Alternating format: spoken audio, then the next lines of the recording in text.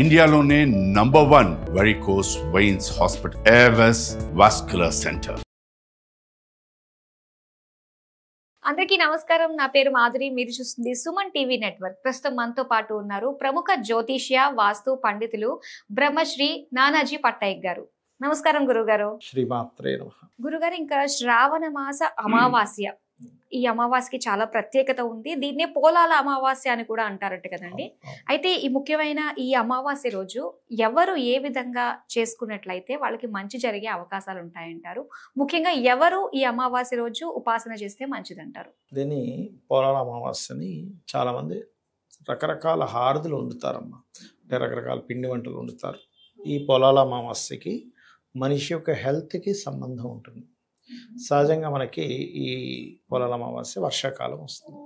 మీరు medical related పరంగా చూసుకుంటే కూడా డాక్టర్స్ దగ్గరికి వెళ్ళి మీకు ఎప్పుడు పేషెంట్స్ ఎక్కువ వస్తారు అంటే మనకి వర్షాకాలం ఎక్కువగా ఉంటారు. అంటు రోగాలు కానీ ఇవన్నీ కూడా ఉంటూ ఉంటాయి. ఇక్కడ ఏంటంటే దీంట్లో ప్రత్యేకంగా వీళ్ళు తీసుకునే ఫుడ్స్ ఏవైతే ఉంటాయో రకరకాల పిండి వంటలు వండుతారు. అవి చాలా మట్టుకు మన జీర్ణశక్తిని, మన ఇమ్యూనిటీని పెంచే విధంగా కొన్ని పిండి పదార్థాలు కొన్ని రకరకాలు ఉంటాయన్నమాట ఇందులో. అవి నీళ్ళ హారదని, పప్పు హారదని, ఆ రకరకాల హారతులు తయారు చేస్తారు. వాటిని ముందుగా అమ్మవారికి నివేదన చేస్తారు. ఆ నివేదన చేసినటువంటి దాన్ని వీళ్ళు స్వీకరిస్తారు ప్రసాదంగా. ఓకే. అందులో ఉన్న మర్మం ఏమిటి అంటే అమావాస్య నాడు ఈ లిక్విడ్స్, ఈ యొక్క ఏదైతే పిండి పదార్థాలతో చేసినవి చంద్ర సంబంధం, ఇవన్నీ ఫుడ్స్ అన్నీ కూడా. ఎప్పుడైతే ఈ వర్షాకాలంలో వచ్చిన అమావాస్య, ముఖ్యంగా పోలాల అమావాస్యకు ఉండేటువంటి లక్షణం ఏమిటంటే తొందరగా రోగాన్ని కలిగించే లక్షణం ఉంటుంది. ఆ రోగాన్ని కలిగించే లక్షణాన్ని వీళ్ళు పాదద్రోలడానికి అమ్మవారిని ఆరాధించి ఈ రకమైనటువంటి అమ్మవారికి సమర్పించి దాన్ని ప్రసాదంగా స్వీకరించడం ద్వారా వీళ్ళు రోగాన బారిన పడకుండా ఉండడానికి ఒక గొప్ప పూజాది విధానం ఈ పోలాల అమావాస్య. అయితే గురుగారు, ఈ పోలాల అమావాస్య అనేది ఎక్కువగా గోదావరి సైడ్ వాళ్ళు ఎక్కువగా చేస్తారు, ఇటు సైడ్ వారు చేయరు అని చెప్పేసి. అదేం లేదమ్మా, ఇటు సైడ్ వాళ్ళు కూడా కొంతమంది చేస్తారు. కాకపోతే ఇటు సైడ్ వాళ్ళు ఎలా చేస్తారంటే గ్రామదేవతలు చేస్తారు. యాక్చువల్గా గ్రామదేవతలకి అమ్మవారిగా భావించి, అంటే ఒకే శక్తి గ్రామదేవతలు గాను దశమహావిద్యలు గాను ఈ రకంగా రూపాంతరం చెందుతూ వచ్చింది.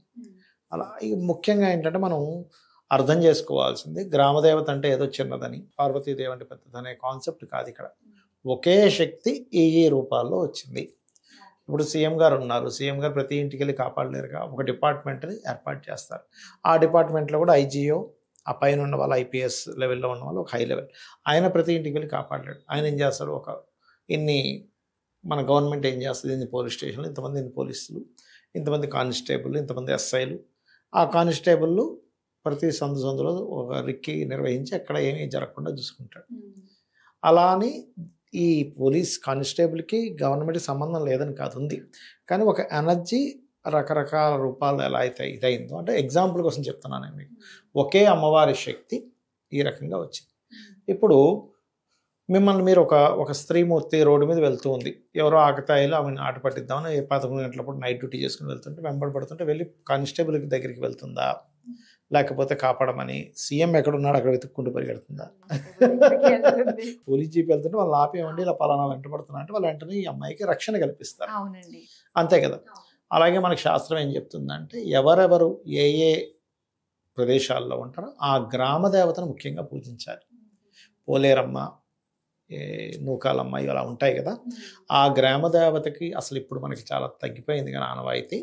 ఇంతకుముందు మనం ఏదైనా ఊరికి బయలుదేరి వెళ్ళేటప్పుడు ఆ గ్రామదేవత దగ్గరికి వచ్చి నమస్కారం చేసుకుని, అమ్మ నన్ను రక్షణ ఇవ్వు, నేను వెళ్ళి రావడానికి నీ యొక్క అనుగ్రహం ఉంటే నాకు ఎటువంటి ప్రమాదము లేకుండా నేను సురక్షితంగా క్షేమంగా వెళ్ళి రాగలను అని మనస్ఫూర్తిగా నమస్కరించుకొని వెళ్ళి వచ్చేవాడు. మళ్ళీ వచ్చిన తర్వాత దండం పెట్టుకుని, అమ్మ నీ అనుగ్రహంతో వచ్చాను.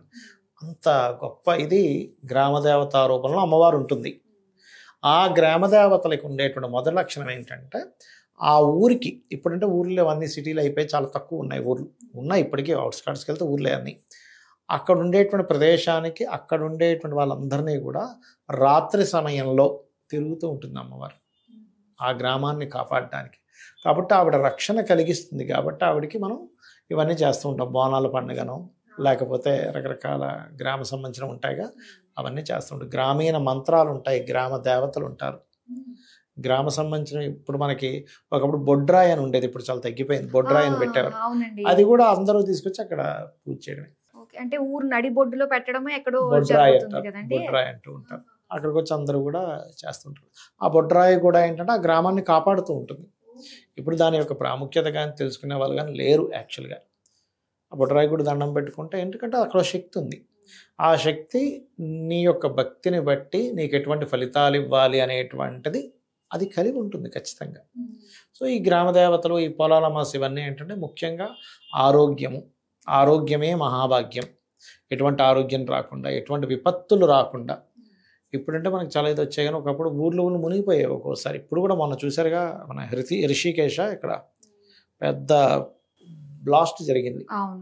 మనం ఆల్రెడీ ఇట్లాంటివి అవుతాయని 4-5 నెలల క్రితం మనకి విశ్వవత్సనామ సంవత్సరం ముందే చెప్పుకున్నాం. ఈ వాటర్ రిలేటెడ్ విపత్తులు చాలా జరుగుతాయి అని. ఎందుకు మన శని వక్రించేటప్పుడు కూడా ఇంక నల్లటి మేఘాలే చూస్తాం 4-5 నెలల పాటు అనుకున్నాం. నల్లటి మేఘం చీకటి, పగలపూటే చీకటి అయిపోయేంత మేఘాలు వస్తాయని అనుకున్నాం. దాంతోపాటు ఇప్పుడు మనకి గ్రహణం కూడా రాబోతుంది కాబట్టి దాని ప్రభావం ఇంకా ఎక్కువగా ఉంటుంది. అయితే ఏ గ్రామ దేవతను వాళ్ళు పూజించినట్లయితే, అలాగే ఈ పోలాల అమావాస్య అంటారు, ఆ రోజు చేసేటువంటి అమ్మవారి ఆరాధన ముఖ్యంగా ఎటువంటి బ్లాక్ మ్యాజిక్స్ మనకి తగలకుండా ఉండడానికి, ఎటువంటి అనారోగ్య సమస్యలు ఇంటి చూడండి ఒక్కోసారి కొన్ని ఇళ్లలో చూడండి ఒకరికి ఒక ఇల్లు అందరికీ వచ్చేస్తుంది. అసలు ఎలా ఉంటుందంటే ఎవరికి ఎవరు సహాయం చేసుకోలేరు. అదొక సినిమా, ఇంట్లో అందరికీ హెల్త్ ఇష్యూ వస్తాయి. కాబట్టి అటువంటివి ఏవి కలగకుండా ఉండడం కోసం ఇంట్లో వాళ్ళందరూ కూడా ఆ హారతులు అమ్మవారికి సమర్పించి వాటిని స్వీకరిస్తారు. అంటే ఇప్పుడు ప్రతి ఒక్కరికి కూడా వాళ్ళ ఊరికి సంబంధించి గ్రామ దేవత ఉంటుంది. చాలా మంది ఏంటంటే వలసలో వెళ్ళిపోవటము ఇలా జరుగుతూ ఉంటుంది కదండి. మరి మన గ్రామ దేవత ఎవరో ఆ అమ్మవారికే మనం ఇవన్నీ కూడా మనం ఏ గ్రామంలో ఉంటే అదే మన గ్రామ దేవత. మీరు ఏ గ్రామంలో నివసిస్తే ఆ గ్రామ దేవతగా మీరు స్వీకరించవచ్చు. ఆవిడ రక్షిస్తుంది, ఎందుకంటే అంతటా ఉన్న శక్తి ఒకటే. కాకపోతే ఇక్కడ ఒక రూపంలో అక్కడ ఒక రూపంలో ఉంది అంతే. అంతేగాని అయ్యో నేను ఇక్కడ ఉన్నాను కదండి, ఈ గ్రామదేవత మాది కాదు, మా గ్రామమే మా గ్రామదేవత అనుకోవడానికి వీలు లేదు. మీరు ఇక్కడ వలస వచ్చేసారు, అక్కడ ఏమీ లేదు, మీకు ఉపాధి లేదని ఇక్కడికి వచ్చారు, ఇవి రక్షిస్తుంది. ఇప్పుడు ఎలా అంటే ఇప్పుడు మనం ఉన్నాము, సిటీ మొత్తం హెడ్ ఒక సీఎం అనుకుందాం, ఈ దేశాన్ని మొత్తం పిఎం అనుకుందాం. కానీ మీరు ఎక్కడున్నా సరే ఇచ్చేటువంటి కొన్ని సదుపాయాలు గవర్నమెంట్ ఇస్తుందిగా, అలాగే సేమ్. సో గ్రామ దేవతల్ని పూజించడానికి పోలాల అమావాస్య మన ఆరోగ్యం కోసం అమ్మవారిని మనం పూజిస్తాము. ప్లస్ దాంతోపాటు ఒక హారతులే కాకుండా రకరకాల కూరగాయలతో వండుతారు, అన్ని రకాల కూరగాయలు కలిపి వండుతారు.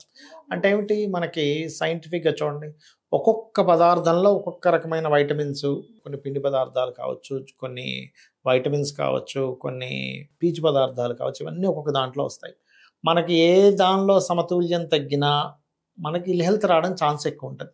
ఆ సమతుల్యం పాటించగలుగుతాం ఈ పండగ వల్ల, అందుకని అలాగా. కానీ ప్రతి ఒక్క దాంట్లో ఒక్కొక్క పండగకి కూడా ఒక మర్మం ఉంటుంది. ప్రసాదం పేరు చెప్పుకుని మన కోసం బాగుండడానికి ఆ మర్మాలన్నీ కూడా చాలా చక్కగా తెలియజేసేందుకు ధన్యవాదాలు. శ్రీమాత్రే నమః.